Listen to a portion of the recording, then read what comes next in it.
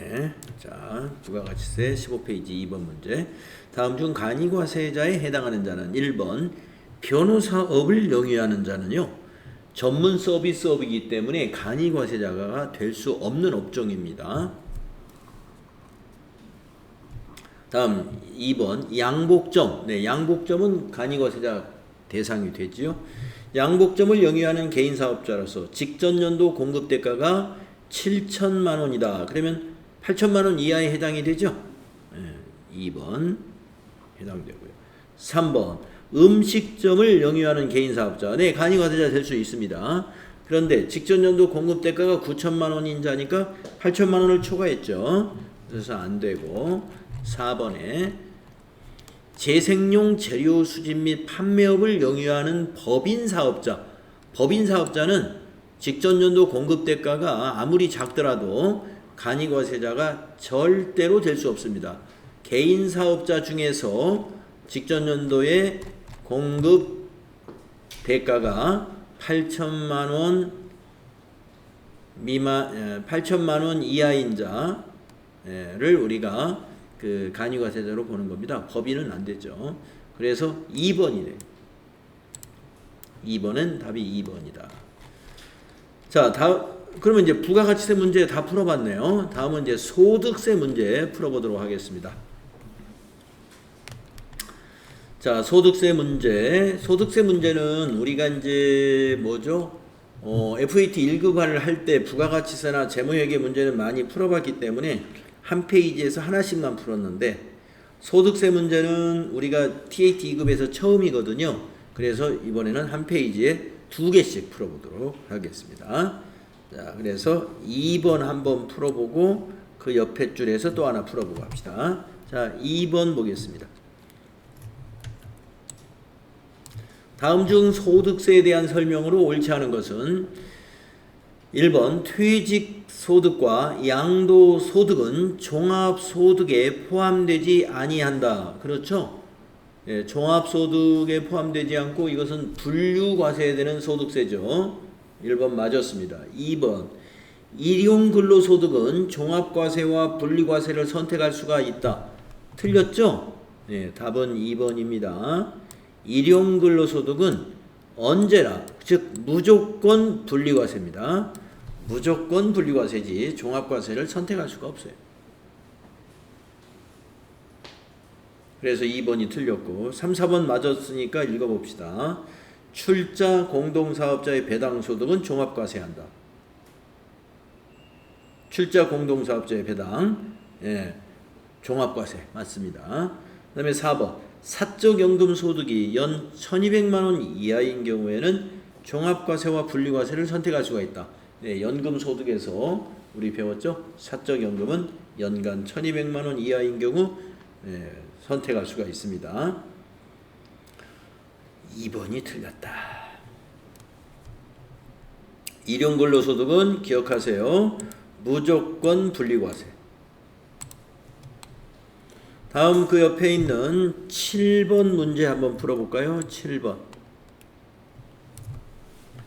다음 중 소득세법상 소득 구분이 옳은 것은 1번 연금저축에 가입하고 연금 형태로 지급받는 소득은 이자소득이다.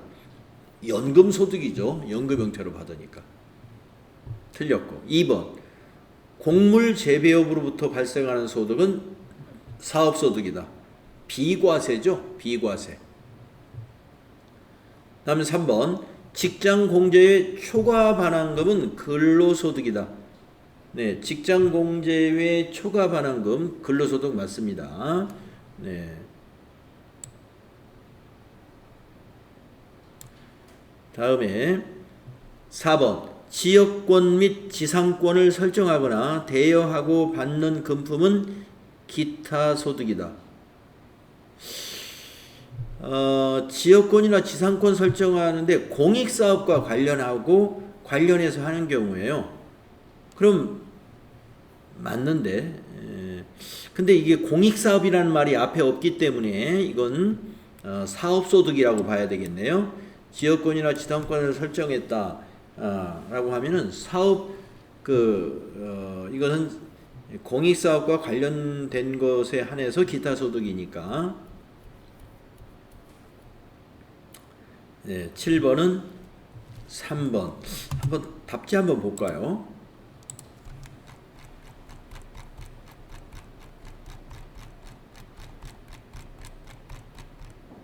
소득세 7번.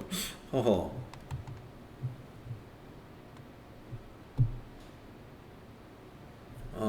틀렸죠. 네. 직장공제의 초과 반환금은 이자소득이죠. 이자소득. 네. 4번이 틀렸네요. 네. 제가 직장공제의 초과 반환금은 이자소득이었어요. 네. 근로소득이 아니었죠. 이거 틀렸습니다. 네. 4번이 틀린 걸로 되어 있습니다. 자, 곡물 재배는 비과세 사업소득이고요. 그 다음에 연금저축, 연금 형태로 받는 것은 이자가 아니라 이건 연금소득이고요. 자, 4번. 지역권 및 지상권을 설정하거나 대여하고 받는 금품은 이건 기타소득. 그러니까 앞에 이게 좀 내용이 빠지긴 했는데, 공익사업과 관련한 지역권 및 지상권을 설정하거나 대여하고 받는 것은 기타소득입니다. 하지만 이게 우리가 만약에 부동산 대여업이다 그러면은 이건 사업소득으로 볼 수도 있어요. 네. 자, 이거는 공익사업과 관련된 부분이라는 설명이 있고, 아까 3번에서 제가 여러분에게 잘못 설명했습니다. 직장공제의 초과반환금, 이거 근로소득 아니에요. 직장공제의 초과반환금은 이자소득이었죠. 이자소득. 네. 무조건 분리과세되는 이자소득이었어요. 기억나시죠? 자, 다음 페이지로 넘어가서 12번 문제 한번 풀어보겠습니다. 12번. 다음 중 소득세법에 대한 설명으로 옳은 것은 1번. 비거주자는 국내 원천 소득에 대해 소득세를 납부할 의무가 없다. 있죠.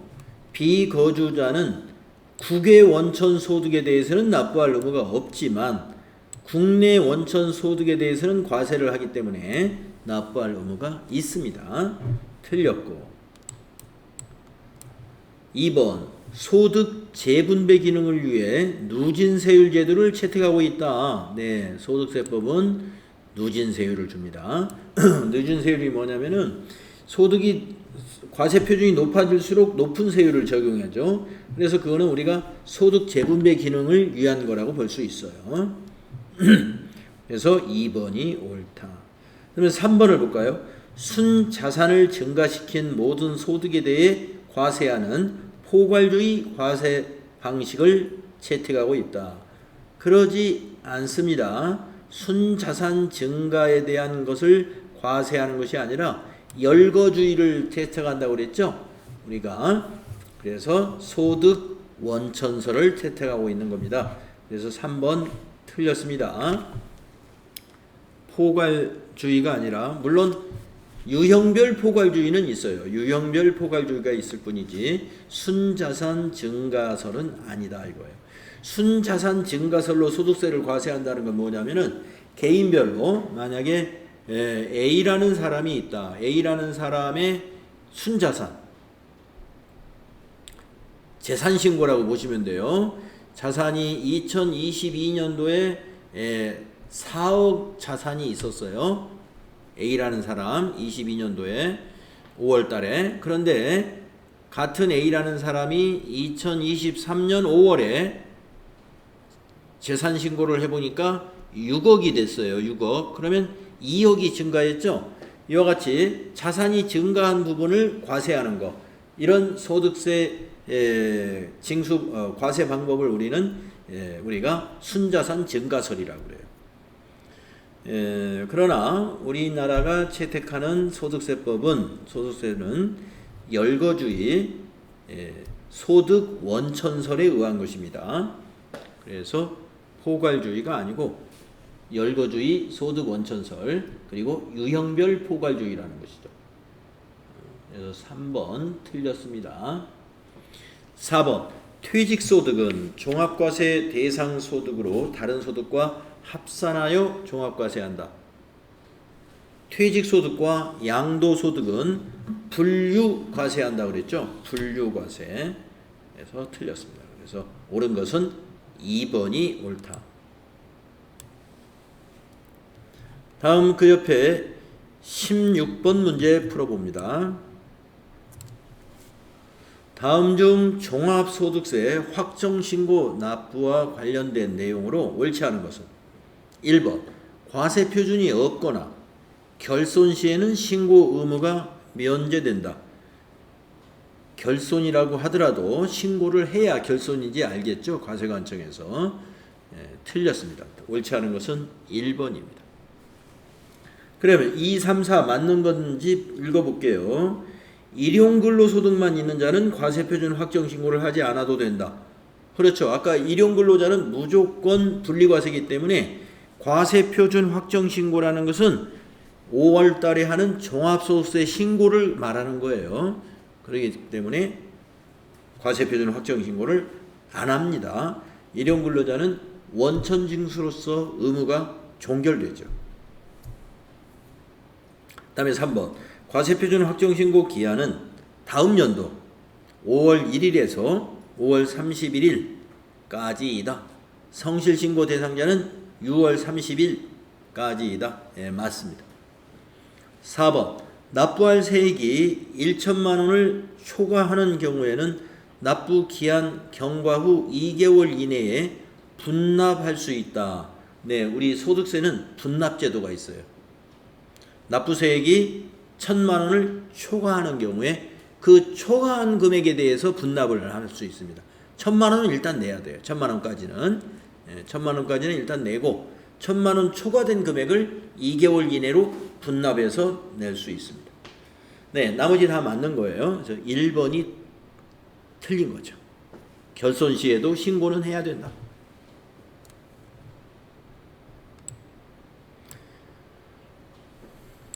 다음 페이지로 넘어가서 21번 문제 보겠습니다. 21번. 다음의 금융소득 중 과세 방법이 다른 것은? 자, 우리가 금융소득의 과세 방법이다 그래서 제가 여러분에게 표를 이렇게, 이거 굉장히 시험에서 많이 나오는 표입니다. 이거 뭐예요? 무조건 분리과세, 무조건 종합과세, 이런 것이 있었잖아요. 금융소득에서. 자, 직장공제의 초과반환금 무조건 분리과세,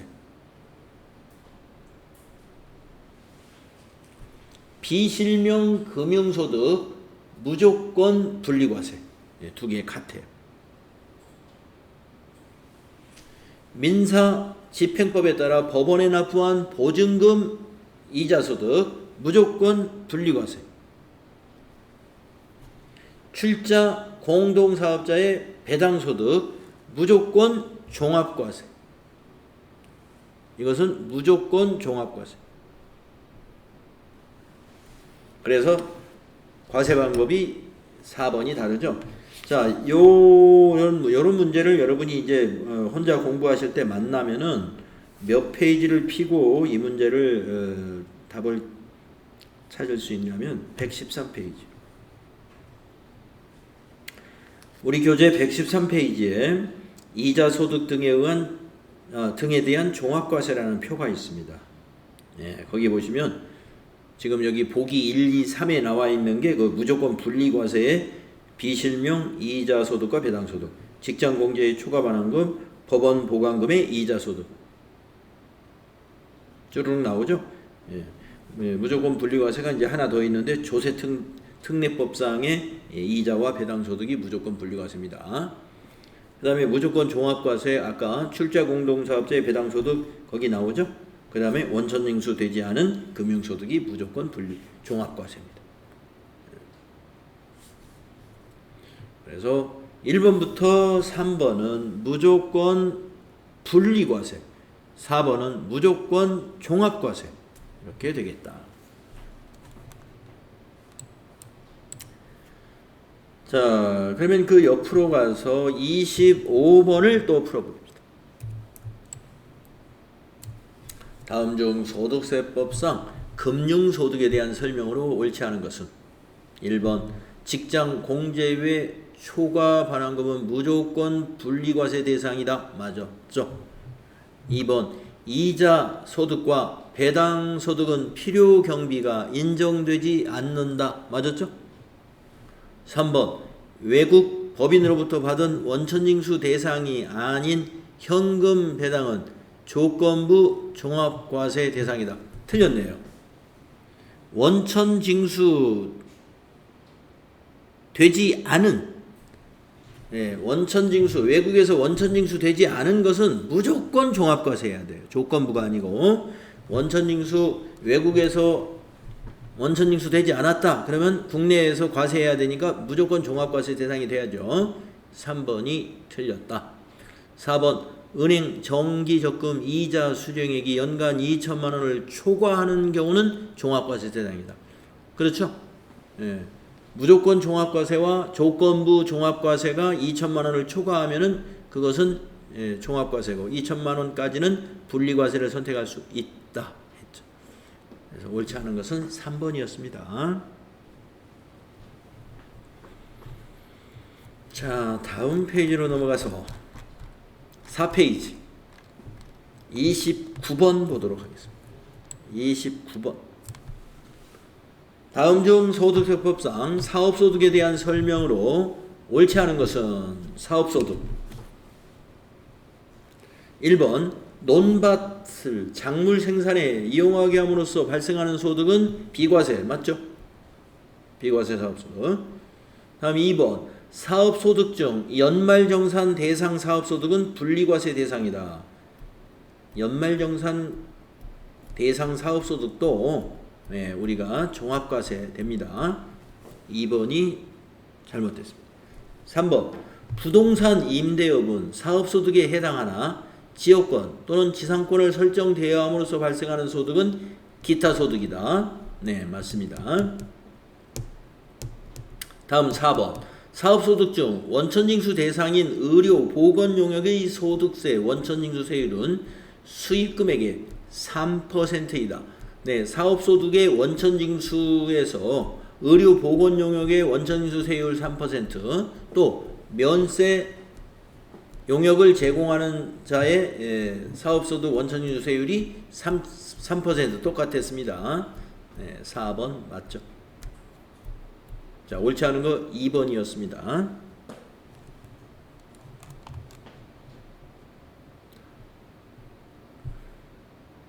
사업소득에서 분리과세 적용되는 게 딱 하나 있었는데 소규모 임대사업자예요. 소규모 임대사업자의 사업소득을 분리과세하고 나머지는 다 종합과세합니다. 다음에 33번 문제, 그 옆에 33번 봅시다. 다음 중 비과세 근로소득에 해당하지 않는 것 1번 법령 등에 의하여 제복을 착용해야 하는 자가 받는 제복. 네, 경찰관이 법령에 의해서 경찰관 복장을 해야 되죠. 소방관도 법령에 의해서 소방관 복장을 해야 되죠. 이거 의복에 대해서 비과세 적용합니다. 다음 2번 종업원이 사택을 제공받음으로써 얻는 이익. 네, 사택을 제공받는 거 우리가 주주나 경영 주주이거나 아니면 투자한 임원이라든가 이런 경우는 과세지만 이건 비과세죠. 종업원의 사택 제공. 그다음에 3번 법인세법에 따라 상여로 처분된 금액은 근로소득으로 과세해야죠. 3번 비과세가 아니다. 4번 천재지변 기타 재해로 인하여 받는 재해급여 비과세입니다. 답은 3번. 아시겠어요? 다음 페이지로 넘어가서 37번 한번 보죠. 다음은 주식회사 한공 중견기업의 영업부장으로 근무하고 있는 김한공 씨가 23년에 회사에서 지급받은 금액 및 이익입니다. 다음 중 소득세, 과세 대상, 근로소득에 해당하는 것을 모두 고르라 했습니다. 자, 여러분 여기 중견기업과 중소기업의 구분을 해야 됩니다. 자, 기업이 가장 큰 기업을 우리가 대기업이라고 그러고요. 대기업보다 좀 작은 규모를 중견기업이라고 하고, 중견기업보다 더 작은 기업을 중소기업이라고. 중소기업. 그래서 중견기업은 말하자면 중소기업은 아닌 겁니다. 중소기업의 종업원에게 주택 자금을 빌려주고 얻은 대가에 대해서는 비과세를 적용하잖아요. 네. 그러나 중견기업이나 대기업의 종업원들이 만약에 주택 임차 자금이라든가 구입 자금을 회사로부터 무상이나 아니면 낮은 금리로 지원받음으로써 얻은 이익에 대해서는 과세가 됩니다. 중소기업 종업원만 비과세예요. 자, 그래서 과세를 모두 찾아보겠습니다. 가번, 여비 명목으로 받는 월액의 급여. 자, 실비가 아니다 이거예요. 월액의 급여. 네, 이건 과세해야 돼요. 나번, 자녀의 학자금 과세. 다음 다번, 주택 구입에 소요되는 금액을 무상으로 대여받음으로써 얻는 이익, 중견기업에 해당되기 때문에 과세. 라번, 식사의 제공을 받지 않고 수령한 20만원의 식대, 비과세죠. 식대 20만원까지.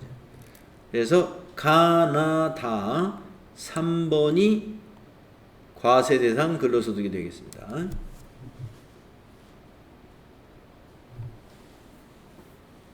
(3번이에요) 다음 옆에 있는 문제 42번 문제 보겠습니다. 42번. 다음 중 소득세 과세 대상 근로소득에 해당하지 않는 것은, 자, 과세 대상이 아닌 근로소득 해당하지 않는 것.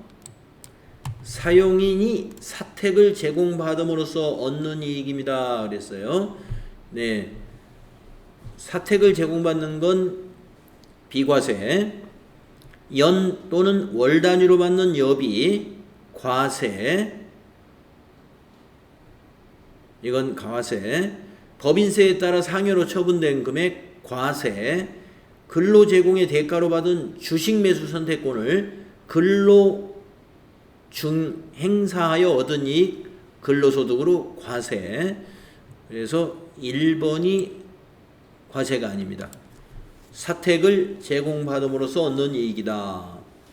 여기서 사용인이라는 의미는 종업원을 가리키는 겁니다. 답은 1번.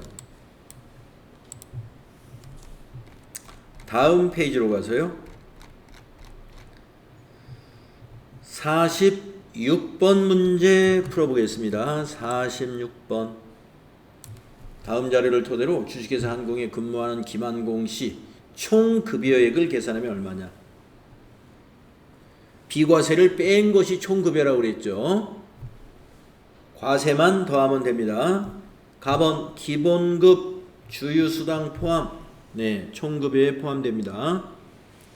직책수당, 네, 과세 총급여죠. 식대 보조금이 300만원, 월 25만원, 별도의 식사를 제공받았음, 모두 과세.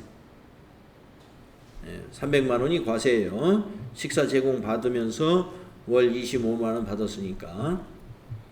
다음에 라번, 자가운전 보조금 240만원, 월 20만원이고 본인 차량을 업무에 이용하였으며 실제 여비를 받지 않았음. 네, 실제 여비 안 받았으니까 자가운전 보조금 월 20만 원까지는 비과세. 네, 그러면 비과세는 총급여가 아닙니다. 요 세 개만 더하면 되겠어요. 가나다. 그러면 얼마예요? 네, 3,060만 원. 답은 3번이죠? 3,060만 원. 맞습니까? 다음 51번 문제 풀어봅시다. 다음 중 소득세법상 일용근로자의 소득에 대한 설명으로 옳지 않은 것은 이랬어요. 일용근로자의 소득에 대한 설명으로 옳지 않은 것은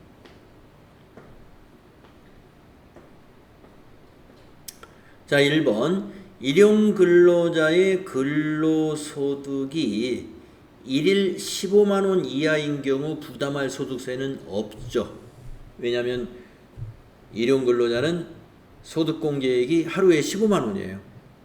그러므로 소득세가 없겠죠. 2번 일용근로자의 산출세액은 근로소득 과세 표준에 기본세율 6에서 42%를 적용한다. 틀렸죠? 2번 기본세율 그냥 6%만 적용합니다. 누진세율을 쓰지 않아요. 근로소득 과세 표준에 6%를 적용한다. 2번이 틀렸고 3번 일용근로자의 근로소득 세액공제는 산출세액의 55%를 적용한다. 그랬습니다. 그래서 일용근로자는 산출세액의 45%만 납부하면 돼요. 55%는 세액공제를 해주니까. 4번 일용근로자의 근로소득은 항상 분리과세한다. 네, 무조건 분리과세라고 그랬죠? 네, 맞습니다. 그래서 옳지 않은 것은 2번이었죠.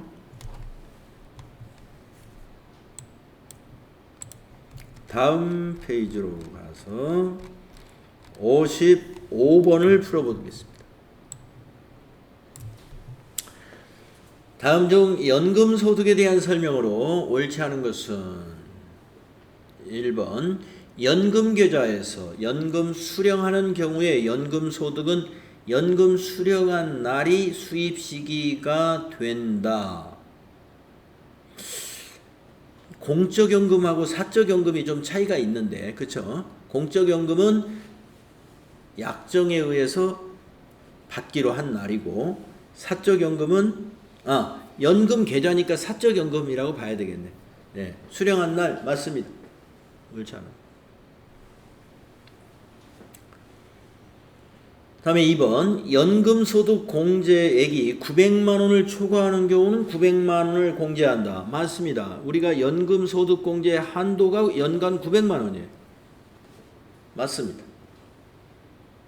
다음 3번 공적연금 소득만 있는 자는 해당 공적연금 소득을 종합소득 확정신고하여야 한다. 예, 틀렸습니다. 답이 옳지 않은 거 3번입니다. 자, 공적연금만 소득이 있는 자는 종합소득 확정신고 안 합니다. 안 하고, 자, 공적연금이라면 이제 국민연금을 예를 들어보면은 국민연금을 매월 연금관리공단에서 지급할 때 원천징수를 매월 하고요. 또 그 다음에 1월 달에 연말 정산도 해줍니다. 그렇기 때문에 공적연금만 있을 때는 공적연금에 대한 연말 정산으로서 끝나요. 다른 소득이 없다면.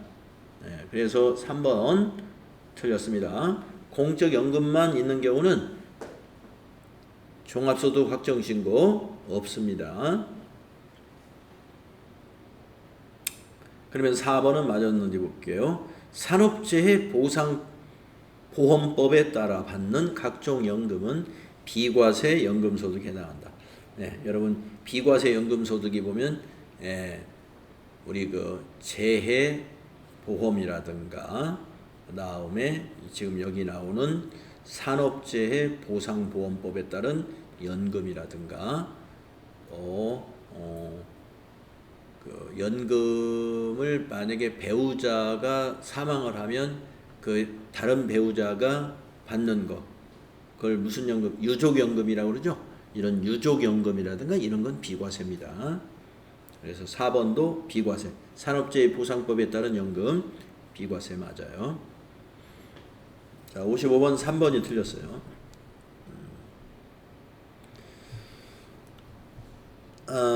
다음에 61번 문제 한번 볼까요? 61번.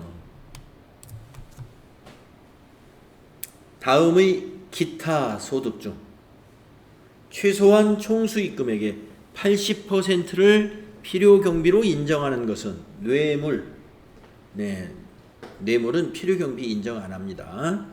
복권에 의해서 받는 당첨 금품은 그 당첨된 복권의 구입 금액만 필요 경비로 인정이 되고요. 세 번째, 위약금과 배상금 중 주택 입주 지체 상금. 네, 요게 주택 입주 지체 상금 이 부분이 80% 필요 경비 인정해 주죠. 4번, 재산권에 관한 알선 수수료.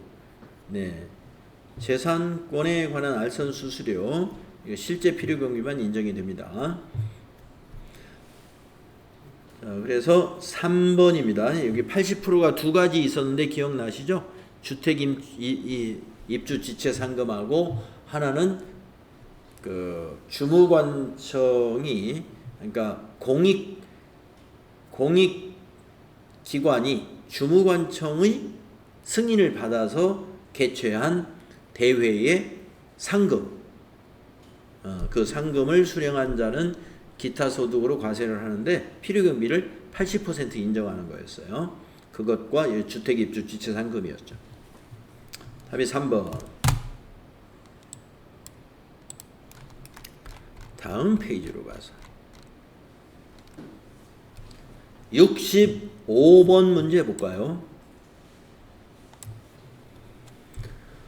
다음 중 소득세법상 기타 소득에 해당하지 않는 것은 복권 당첨안에서 받는 금품 기타 소득이죠. 2번, 물품을 일시적으로 대여하고 사용료로서 받는 금품. 예, 계속적으로 대여하면 사업소득이 되지만 이것은 일시적으로 대여하는 것 기타 소득 맞습니다. 3번, 재산권에 대한 알선 수수료. 네, 기타 소득이죠. 4번, 저작자 또는 음반 제작자가 저작의 양도나 사용의 대가로 받는 금품. 이거는 사업소득입니다. 네, 사업소득. 그래서 답이 4번이죠.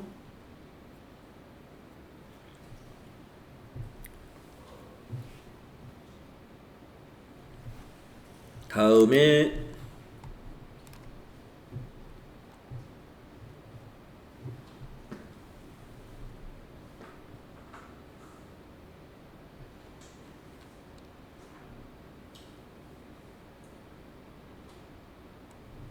70번 문제 한번 볼까요? 수입시기 문제입니다. 다음 중 소득별 수입시기로 옳지 않은 것, 법인세법에 따라 처분된 기타 소득. 네, 우리가 이제 법인세법에 따라 처분된 소득이 배당소득에서도 있었고 또 근로소득에도 있었습니다. 법인세법에 따라 처분된 배당소득 또는 법인세법에 따라 처분된 근로소득 또 이제 기타 소득도 있는데 이것은 법인세 세무조정을 하는 것이니까 결산이 완료 확정되는 때예요. 이건 법인의 해당 사업연도 종료일이 아니고 결산이 확정되는 결산 확정일.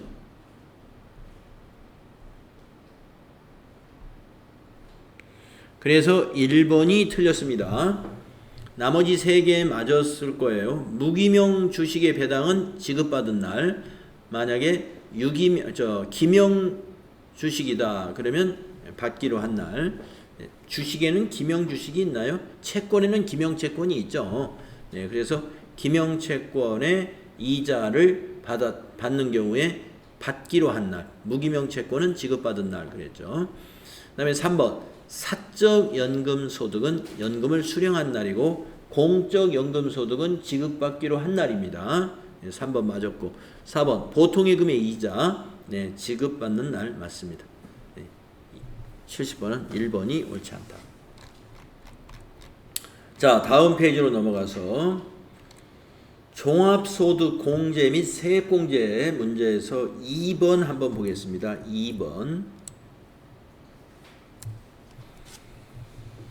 다음 중 종합소득 공제의 추가공제 대상이 아닌 사람은 자, 추가공제가 여러분 4가지가 있었어요. 장애인 추가공제 그 다음에 저기 70세 이상이 뭐예요? 경로우대 추가공제 그 다음에 한부모 그 다음에 부녀자 이렇게 4가지가 있었죠. 자 1번 기본공제 대상자가 장애인인 경우에 한 사람당 200만원 추가공제 대상이 됩니다. 아닌 사람을 찾는 거예요.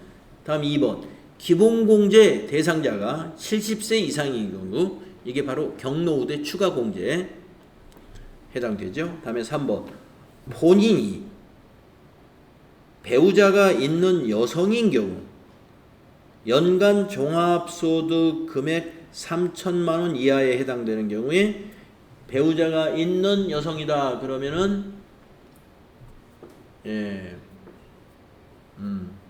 해당되죠? 해당돼요. 그 다음에 4번 기본공제 대상자인 자녀가 초등학생인 경우 자녀가 초등학생이라고 해서 추가공제 해주는 거 없죠. 만약에 기본공제 대상자이면서 만약에 한부모이고 자녀가 초등학생이다 그러면은 한부모 추가공제가 됩니다만은 네. 그렇죠? 그냥 자녀가 초등학생이라고 해서 기본공제 대상자 중에서 자녀 때문에 추가공제 해주는 건 없습니다. 자녀가 초등학생이면서 한부모다 하면은 있는 거예요. 100만원. 자, 그래서 답은 4번이다. 다음은 옆으로 가서요. 7번 문제 보도록 하겠습니다. 소득세법상 종합소득공제 중 인적공제에 대한 설명으로 옳은 것은 지금도 아까 푸른 문제도 인적공제 문제였어요. 1번 기본공제 대상자가 아닌 경우에는 아닌 경우에도 추가공제 대상자가 될 수 있다. 틀렸습니다. 기본공제 대상자가 되어야 일단 추가공제가 될 수가 있는 거예요. 다음에 2번 배우자가 양도소득 금액만 200만원이 있는 경우 기본공제 대상자가 될 수 있다.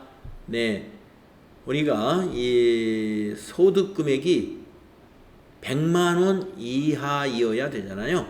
그래서 양도소득이 200만원이니까 100만원을 넘었잖아요. 양도소득 금액 200만원 안 됩니다.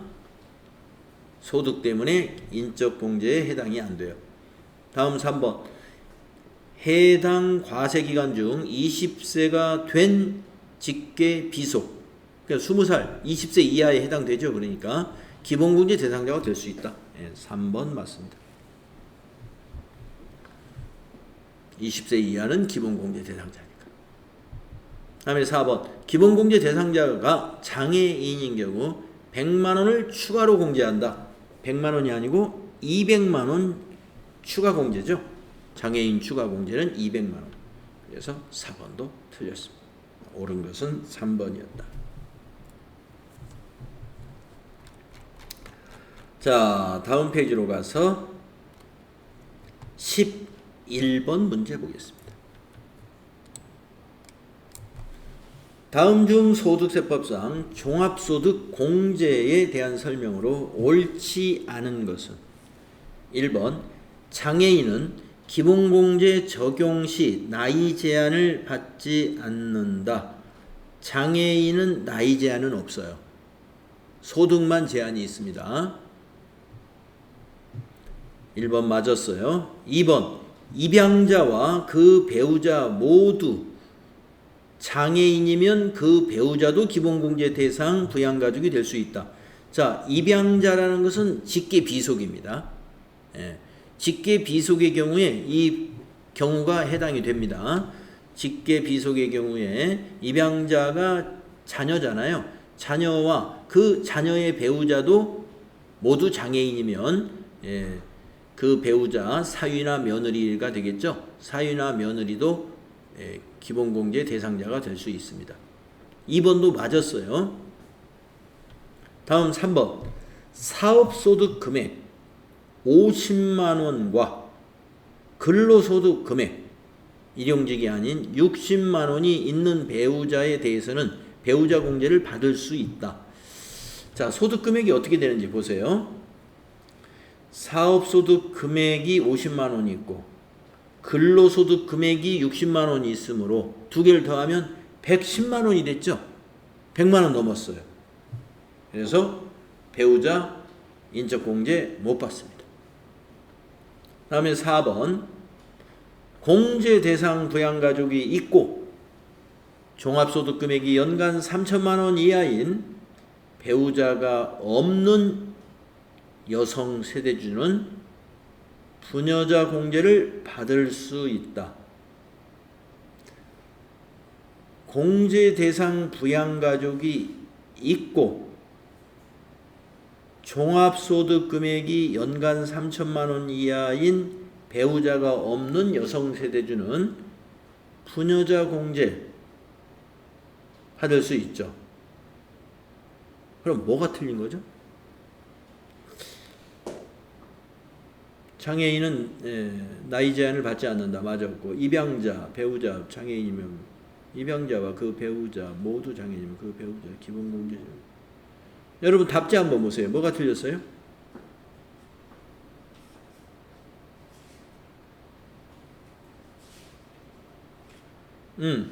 여기 3번 틀렸네. 배우자 공제를 받을 수 있다 했으니까 받을 수 없는데 그렇죠? 50만원하고 60만원 더하면 110만원이잖아요. 100만원이 넘었지 않습니까? 그래서 옳지 않은 것은 아까 3번이었어요.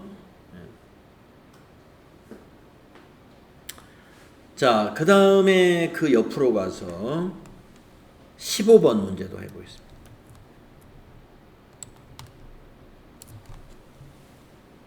다음은 주식회사 한공에 근무하는 거주자 김한공 씨의 23년도 근로소득에 대한 연말정산과 관련된 자료이다. 종합소득공제 중 인적공제액은 얼마냐? 인적공제액이 얼마냐? 계산해 볼까요? 자, 인적공제를 계산하려면은 우선 기본공제 대상자가 몇 명인지 세보겠습니다. 자, 본인, 그 다음에 배우자는 47세이고 총 금액이 100만원이면 총 금액 500만원까지는 배우자 공제됩니다. 2명, 아들 18세 3명, 딸 20세, 사업소득 금액이 300만원이 있습니다.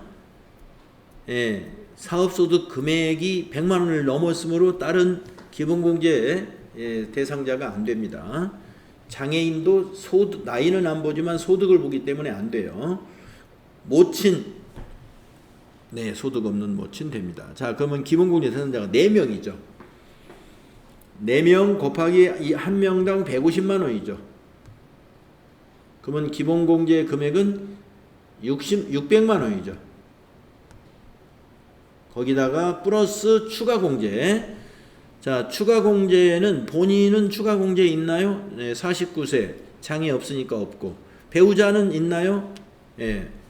47세 장애 없고, 아들 18세 장애 없고, 다음 모친 78세 장애 없고, 모친의 경로우대 공제가 있습니다. 그래서 경로우대는 100만 원이에요.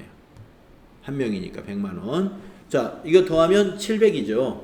그래서 인적 공제액은 모두 700만 원이다. 그래서 인적 공제 금액을 계산하라 하는 문제 연습 많이 해두시기 바랍니다. 나중에 여러분들 소득세 또 시험 볼 때 인적 공제 구하는 문제 제가 2문제 냈어요. 인적 공제 여기 15번처럼 인적 공제 금액이 얼마냐 이렇게 문제를 냈으니까 그때 푸는 방법은 지금 한 대로 기본 공제 대상자 몇 명인지를 일단 세세요. 그래가지고 한 명당 150만 원 하고 그 다음에 기본 공제 대상자 중에 추가 공제가 누구누구 있는지 경로우대가 있는지 또 장애인 공제가 기본 공제 대상자 중에서 찾는 거예요. 지금 여기 딸 장애인이라고 해서 이걸 체크하면 안 됩니다. 왜냐? 딸은 기본 공제 대상자가 아니기 때문에 장애인 추가 공제도 못 받는 거예요. 자, 이런 인적 공제 구하는 문제 시험에 아주 잘 나옵니다. 그래서 답은 여기 700만 원이다.